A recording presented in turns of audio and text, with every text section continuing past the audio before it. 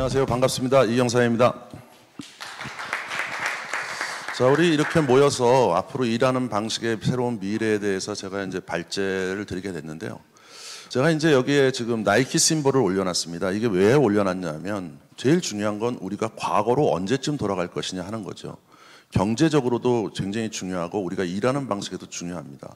경제적으로 보면 우리 나이키 심볼의 머리 헤드처럼 모든 국가의 경제가 일시에 전부 얼어붙은 경험이 한 번도 없었습니다. 우리가 버터플라이 이펙트라고 한 거를 진짜 몸으로 체험하게 된 거죠. 그러면 앞으로 언제쯤 우리가 과거로 회복할 수 있을까? 짧게 보는 경제학자들이 2년, 길게는 5년을 보고 있습니다. 다시 말하면 이건 단기적인 게 아니고 굉장히 장기적인 게임이 된다는 겁니다. 근데 더 중요한 건 뭐냐 하면 우리가 이 사이에 일하는 방식의 변화가 근본적으로 올 수밖에 없다는 거죠. 왜? 이러한 코로나 바이러스와 같은 질병이 앞으로도 계속 발생할 것이라는 것이 WHO의 발표고, 또 이러한 항체들이 잘 만들어지지 않고 인류는 계속적으로 이것과 투쟁하면서 살아가야 될 거라는 거예요. 그러면 지금까지는 모두가 일시에 공동된 경험을 해봤지만 앞으로 다음 발생 시에 이거에 대응하지 못하고 있는 국가나 기업은 어떻게 되겠습니까? 바로 위기에 봉착할 수밖에 없고 기업은 새로운 위협에 갈 수밖에 없어요. 그래서 이번에 여러 가지 위험에 많이 노출이 된 우리가 교훈을 가지고 있습니다. 이 교훈을 바탕으로 해서 어떻게 미래가 우리가 대응할 거냐, 이게 굉장히 중요한 이슈가 될 수밖에 없습니다.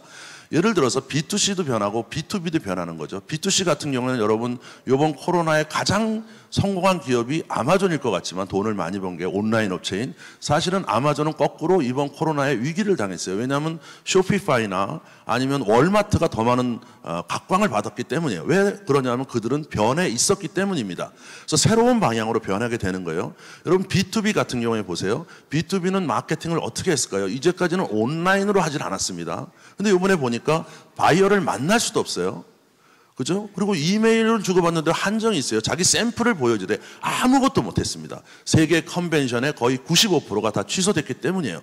그러면 앞으로는 어떻게 될까요? 여기에 준비하지 못한 B2B 회사들은 도산한다라는 거예요. 그걸 전부 절박하게 알기 때문에 변화의 그 가속화가 지금 현재 이루어지고 있습니다. 자, 그럼 이제 우리 공직사회 쪽으로 넘어가서 몇 가지 코로나가 준 교훈을 살펴보고 대응책을 우리가 생각해 보도록 하겠습니다. 첫 번째 교훈이죠. 고밀도 집적통 작업터가 한 번의 위험을 가져왔습니다. 콜센터, 코워킹센터, 물류센터, 그리고 화이트 칼라 오피스, 또 우리 세종시에서도 한 번 있었죠. 한 번 확산됐다가 그걸 조기에 잘 막았어요. 근데 만약에 그때 잘 못 막았으면 어떻게 될까요? 정부 부처 하나가 그냥 폐쇄되는 거예요. 그렇게 되면 어떻게 일할 겁니까? 행정 공백이 생길 수 있다는 거예요. 그래서 이렇게 모여있는 작업터가 상당히 위험성을 앞으로도 내포하고 있기 때문에 여기에 대한 다양한 플랜들이 필요하다고 우리가 볼 수가 있는 거죠. 콜센터도 마찬가지입니다. 저 모든 콜센터가 거의 동시에 당했기 때문에, 또 콜센터들이 전부 돌아가면서 순환적으로 일을 했기 때문에 콜센터에 지금 전화해서 과거에는 5분 걸리던 일이 지금 거의 30분 이상 걸리고 있거든요. 다 용인하면서 참고 있어요. 근데 앞으로 다음번에는 어떻게 될까요? 준비 안 된 콜센터를 가진 기업은 도산하는 거예요. 그래서 마찬가지입니다. 우리도 이번에 우리 정부에 여러 가지 콜센터가 있지만 그것이 멈춰서지 않았으니까 그렇지, 그것이 멈춰설 경우에 국민은 얼마나 큰 불편을 당하겠어요? 그렇기 때문에 일하는 방식의 변화를 가져올 수밖에 없습니다.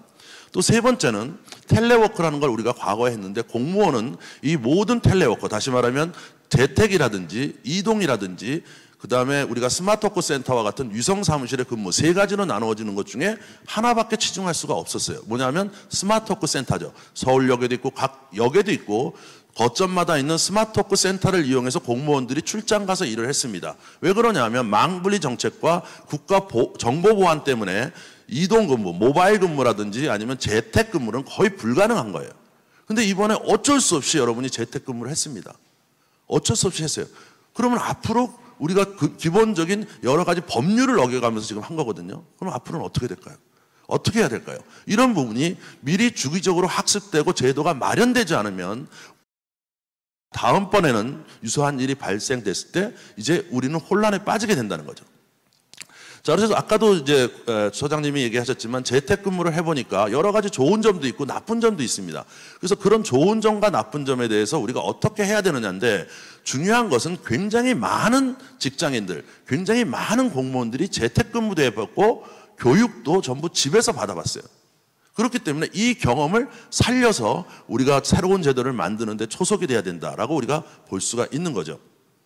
자, 그러면 이제 이런 여러 가지 세 가지 교훈으로 봤을 때 앞으로는 워킹 스타일이 어떻게 변할까? 이게 중요한 거 아니겠습니까? 우리가 또 변해야 될 목표이기도 하고요. 첫 번째는 중요한 게 뭐냐면 글로벌로 연결해야 돼요. 우리 정부도 다양한 해외 정부와 서로 일을 해야 됩니다. 그죠? 같이 공유해서 일을 해야 되고 또 지방자치제와 일을 해야 돼요. 근데 이동이 딱 제한돼 버리면 일을 못 합니다. 그렇기 때문에 시공을 뛰어넘는 그러한 작업 방식의 변화를 우리가 끌고 가야 돼요. 두 번째는 뭐냐면 더 유연하게 우리 개별적인 공무원들이 집에서 원격에서 일할 수 있는 프로세스를 만들어야 됩니다. 그래서 그런 여러 가지 보안 문제나 국가의 규정 제도를 바꿀 필요가 있어요. 또 복무 규정도 바꿔야 됩니다. 그 다음에 세 번째는 뭐냐면 중단 없는 조직 운영 능력을 가져야 돼요. 예를 들어서 여러분의 동료가 한 사람이 격리가 됐어요. 이런 일은 너무나 많이 일어났습니다. 그러면 그 일은 어떻게 할 거예요? 그죠? 다른 사람이 해줘야 됩니다. 또는 하나의 본부가 격리가 됐어요. 어떻게 일할까요? 그래서 플랜 B가 있어야 된다는 거예요.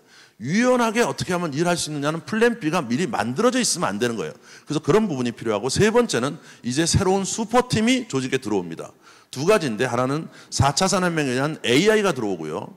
그 다음에 또 하나는 Z세대가 들어오게 돼요. 지금 요번에 공무원 시험을 보고 다음에 들어오는 사람들은 완전히 새로운 인간이 들어옵니다. 그러면 공무원 조직은 이제 그 사람들과 어떻게 일해야 되는 문제가 있어요. 그거는 코로나와는 직접적인 상관이 없지만 연속적으로 비욘드 코로나로 오는 그러한 사항입니다. 그래서 그런 워킹 스타일이 우리가 변해가야 되는 거죠. 첫 번째 하나 살펴보면요, 원격에서 소통하는 프로세스를 완전히 정비해 나와야 됩니다. 그래서 원격에서 서로 간에 일을 해야 되는데, 지금은 얼떨결에 줌도 쓰고 웹엑스도 쓰고 또 구글 미트도 쓰고 유튜브도 씁니다. 여러분이 쓰고 있죠? 그냥 쓰는 거예요. 왜냐하면 표준이 안 돼 있기 때문에 우리는 이걸 쓰자 하고 쓰고 있어요. 그런데 앞으로는 어떻게 될까요? 굉장히 중요한 문제가 아니었어요. 그러면 우리 공무원 것만 딱 만들어 놓고 이걸로 소통한다. 그러면 글로벌 정부하고는 어떻게 소통할까요? 이런 문제가 있습니다. 자, 그 다음에 또 뭐예요? 이제 개별적으로 소통을 해야 되는데, 개별로 소통할 때 거기에 보안 문제는 어떻게 할까요? 해킹은 어떻게 할까요? 특히 지금 보면 줌이 해킹이 굉장히 많습니다. 지금 해커들이 이러한 새로운 영상 소비 시대에 맞춰서 많이 활동을 하고 있어요. 자, 세 번째는 뭐냐면 아주 중요한 문제입니다. 데이터 관리 문제예요. 자, 회의를 했습니다. 원격적으로. 이제까지는 여러분 보세요. 문자와 사진 중심의 데이터를 우리가 가지고 있었어요. 앞으로는 뭘까요? 영상 자료는, 회의 자료는 어떻게 할 거예요? 이건 엄청난 데이터입니다. 볼륨이 너무 커요. 이 빅데이터를 어떻게 관리할 겁니까? 그 다음에 관리할 때 이거는 언제까지 보관할 겁니까? 어떻게 폐기할 겁니까? 이런 부분에 문제가 생길 수밖에 없는 거예요. 그리고 공개를 어느 정도 할 거냐가 굉장히 중요해요. 상대방하고 나하고 했는데 녹화할 수 있거든요. 이건 누구나. 녹화했을 때 그 녹화된 게 유포될 수 있는 거예요. 그래서 이거를 공개 범위를 어떻게 할 거냐라는 것을 미리 사전에 계약해야 됩니다. 서로 간에 계약을 맺어서 이런 부분에 대한 정리를 해나갈 수밖에 없습니다. 자, 두 번째는요, 이제 물리적 공간에 대한 관리 방법이 변화가 돼야 돼요. 지금까지는 예를 들어서 화상회의 인프라를 봅시다. 그러면 아마 공무원 조직도 마찬가지예요. 기업들도 마찬가지였습니다. 거의 뭐 최고 경영자 또는 관리자 옆에 있어요. 전부 화장 시스템은. 근데 이제는 이것을 빈번하게 해야 된다는 거죠. 그러면 자기 PC를 가지고 그냥 한다? 그러면 그걸 어떻게 보안 문제를 유지할 거예요? 그렇기 때문에 이 화상회의의 인프라를 어느 정도 범위로 만들어 놓을 거냐, 이거 아주 중요하죠. 그 다음에 두 번째는 이제 건물 관리에 있어서 출입자 관리가 굉장히 중요해요. 질병을 앓은 사람이 돌아다녔는데 외부는 인증해야 되지만 내부는 누굴 만났는지도 알아야 되는 겁니다. 그 다음에 또 하나는 청소라는 개념이에요. 이제까지 청소는 뭐예요? 외부 분들 데려다가 그냥 바닥 청소하고 깨끗하게 만드는 개념이었어요. 이제는 소독의 개념이 들어가야 됩니다. 그렇죠? 그 다음에 공기의 문제가 아주 중요해졌어요. 요즘 뭐 SRT나 KTX 타고 다니시는지 모르겠지만 계속 방송을 합니다. 20분마다 한 번씩 객실을 전부 공기를 정화하고 있다. 이런 게 굉장히 중요하지 않을 수가 없는 상황에 우리가 놓이게 된 거죠. 그 다음에 마지막으로는 직원의 건강관리가 아주 중요해졌어요. 과거에는 자기 건강관리는 자기가 하는 거예요. 근데 이번에 경험해 보니까 어때요? 4대 기저질환, 그리고 비만과 흡연, 이것이 엄청나게 직원의 생명에 위협을 가할 수 있는 거예요. 그렇기 때문에 이런 부분에 대한 아픈 다음에 고쳐주는 게 아니고 선제적으로 어떻게 해줄 거냐, 이런 것도 굉장히 중요한 복지 정책이 될 수밖에 없죠. 그래서 이런 부분에 대한 확대가 앞으로 굉장히 많아질 겁니다. 그래서 스마트한 디지털 작업 공간을 어떻게 만들 거냐, 이것이 가속화될 수밖에 없고, 다양한 공간들이 이제 디지털 기술들과 서로 연결돼서 사람들이 좀 더 편하게 일하는 것을 우리가 만들어줘야 됩니다. 자, 세 번째는 뭐냐면 재택근무에 대한 정비와 훈련이 필요해요. 자, 재택근무 해보니까 어떻습니까? 조직체에서는 역효과가 있습니다. 뭐냐면 팀의 응집력이 약화됩니다. 두 번째는 중요 정보를 유출될 수 있는 거예요. 특히 우리 공무원들은 어떻습니까? 망분리를 해야 되는데 얼떨결에 재택을 했지 망분리는 어떻게 할 거예요, 앞으로? 유사한 것이 일어났을 때 어떻게 일할 겁니까? 이런 것들을 이제는 정비를 해야 돼요. 뭐 세종정부청사에서 안에서 일한다는 개념에서 규정을 좀 더 폭넓게 예외적으로 가져갈 필요가 있는 겁니다. 그 다음에 생산성이 악화되는 문제, 그 다음에 집에서 일하는 분들 어떻게 능력평가할 거냐. 복무 규정, 그죠? 집에서 일하게 되면 여러분 몇 분 쉬어야 될까요? 쉬는 시간이 굉장히 중요합니다. 그렇죠? 요번에 해보니까 경험한 거예요. 집에서 일하는 게 굉장히 힘들구나, 오히려. 그래서 45분 일하고 또 어떤 데는 40분 일하고 15분 내지 20분을 쉬게 해줘야 돼. 그렇지 않으면 엄청 피곤합니다. 자, 두 번째는 집에서 일해본 사람들은 고립 스트레스가 있어요. 우울증이 옵니다. 그 다음에 고립 준비가 안 돼 있습니다. 집에 책상 있는 사람이 많이 있었어요? 그죠? 공부방 없는 사람 많았습니다. 그냥 가서 하는 거예요. 식탁에 앉아가지고 식탁 의자에 앉아가지고 했어요. 근데 앞으로는 어떻게 해야 돼요? 이런 거에 대한 대책도 세워져야 돼요.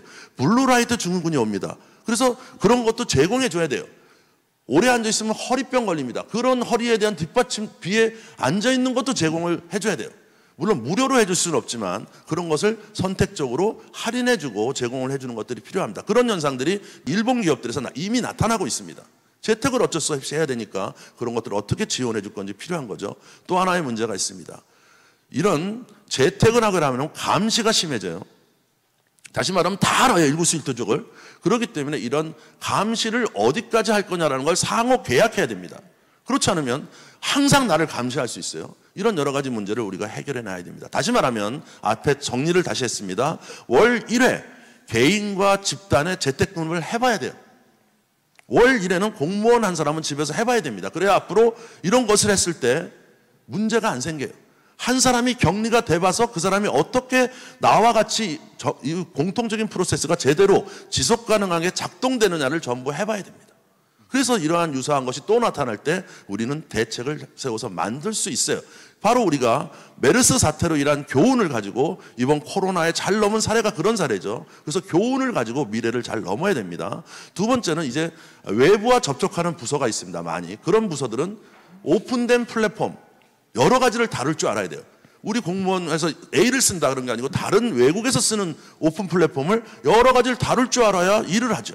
그래서 이런 다양한 능력도 가져야 되고요. 그 다음에 오프온 결합형의 교육, 이런 것도 많이 활성화시켜야 됩니다. 사실은 이번에 국가인재원에서 재택교육을 굉장히 많이 실시했잖아요. 그걸 가지고 공무원들이 상당히 많이 훈련이 또 됐어요. 그런 부분을 우리가 많이 할 필요가 있습니다. 그리고 네 번째는 아까 말씀드린 플랜 B 가지셔야 됩니다. 이거는 두 가지죠. 하나는 개인이 일을 못하게 될 경우에 나머지 조직원들이 어떻게 잘 중단 없이 일을 할 거냐. 또 하나는 하나의 지역에 있는 건물 하나가 폐쇄됐을 때 어떻게 일할 수 있나, 이런 부분에 대한 복무 일할 수 있는 유연한 프로세스를 가져야 됩니다. 그래서 요즘 민간 기업들은 이것을 위해서 RPA라는 걸 로봇을 이용해서 이런 유연성을 유지하는 새로운 프로세스 개혁을 하고 있어요. 그런 부분이 아주 중요하다고 보겠습니다.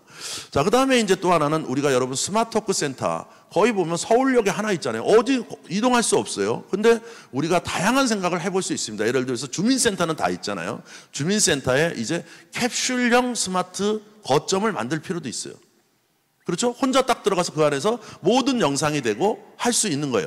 그래서 여기 들어가서 이런 캡슐 형태의 일하는 방식을 할 수 있으면 설치가 굉장히 용이하고 보안이 보장되고 유지가 간편하고 그다음에 민첩하게 또 이용할 수 있을 뿐만 아니고 민간하고 같이 공유할 수도 있고 다른 사람도 들어가서 일할 수 있는 거예요. 이런 부분에 우리가 유용한 캡슐을 도입할 필요도 있다고 저는 봅니다.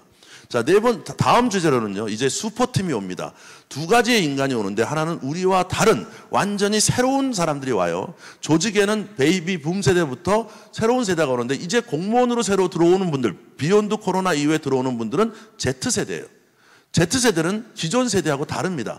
Z세대는 어렸을 때부터 PC를 사용하고 스마트폰을 아주 익숙하게 다루던 사람들이 들어와요. 근데 여기 계신 분이나 아마 거의 대부분 386 세대나 아니면 뭐 베이비붐 세대는 거의 요즘 없지만 Y세대 분들은 중간에 배웠어요. 그렇겠죠? 여기 분들 중간에 배웠어요. 그렇기 때문에 가장 열등한 능력을 가진 분들이에요. 과거 것도 잘 모르고 새로운 것도 잘 못 배우고 어렴풋이 아는 분들이 거의 대부분이라고 해요. 근데 세계는 변화돼요. 그래서 그 사람들이 새로 들어오게 되는 겁니다. 인간은 기술을 만들고 기술은 인간을 형성하게 되는데 그 새로운 사람들은 우리와는 다른 사람들이에요. 다시 말하면 우리나라 건국 이래 최고의 능력자들, 슈퍼 능력자들이 옵니다. 그 사람들은 어렸을 때부터 엄청난 양의 정보를 다룰 수 있는 사람이에요. 야, 너 어디 가냐? 공부하러 스타벅스 가요.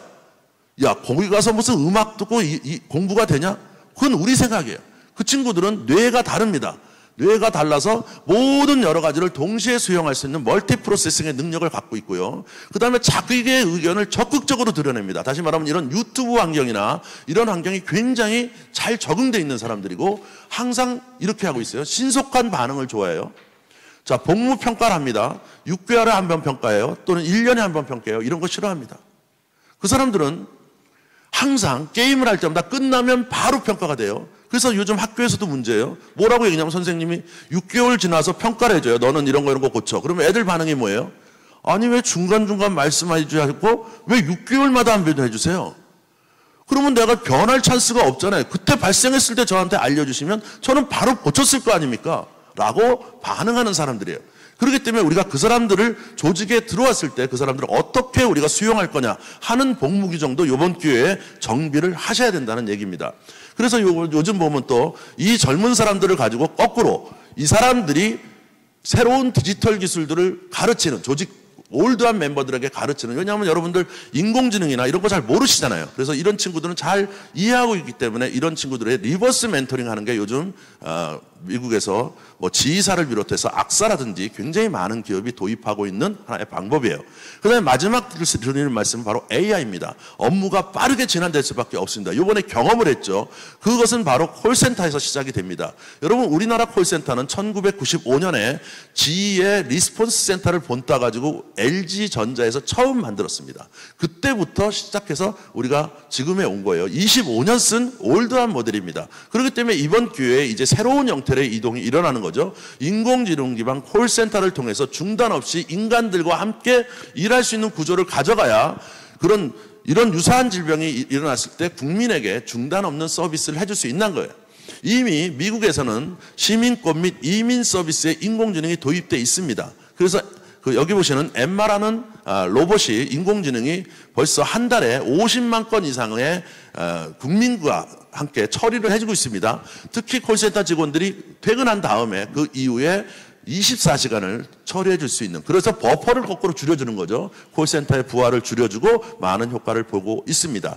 그래서 이제 새로운 형태로의 변화, 이거는 코로나와 함께 코로나19의 영향, 교훈을 우리가 잘 받아들이고 또 4차 산업에서 오는 그런 새로운 것들, 그 다음에 새로 유입되는 조직원들, 이 세 개의 여러 가지 관점을 잘 묶어서 이번 기회에 많은 변화가 미래지향적으로 있기를 바랍니다. 왜냐하면 변화라는 건 공무원 조직에서의 변화는 매년 바꿔갈 수는 없어요. 한 번 할 때 미래까지 멀리 내다보고 바꿔서 미래를 위한 초석을 이번 기회에 준비하는 계기가 됐으면 좋겠습니다. 자, 감사합니다.